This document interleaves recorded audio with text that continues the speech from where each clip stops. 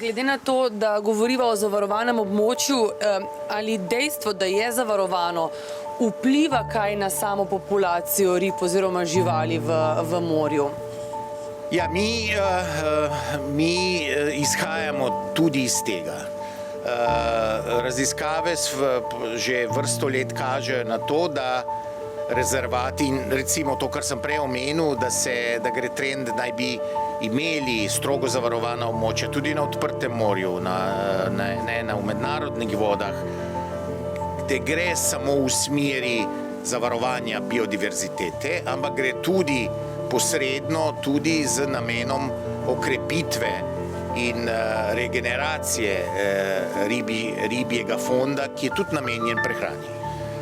Tako da v osnovi so morski rezervati, zdaj naš ni samo za ta namen, ampak v osnovi so morski rezervati hkrati tudi zatočišče in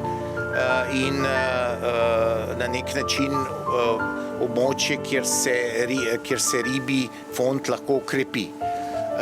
In potem, če ga dosledno spoštuješ in varuješ, in to smo videli recimo v mnogih italijanskih morskih zavarovanih območjih, ki imajo že malo daljšo tradicijo, da so tudi tle v Miramaru, čisto blizu v Trstu, da na tem buffer conah, na conah izven, ki mejijo na zavarovano območje, je ribolov bistveno bogatejši. Torej je več rib, večje ribe in bolj predvidljivo.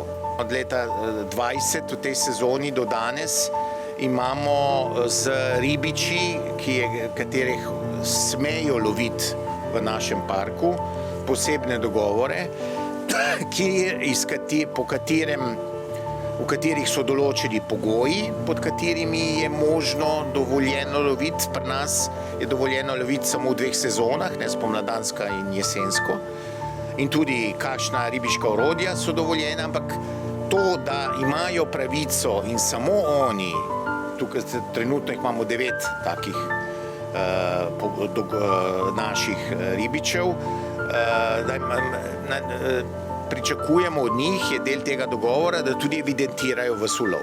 In dejansko imamo občutek, ali tokrat po moje nimamo samo mi, ampak eni in drugi, da skupaj pomagamo našemu morju.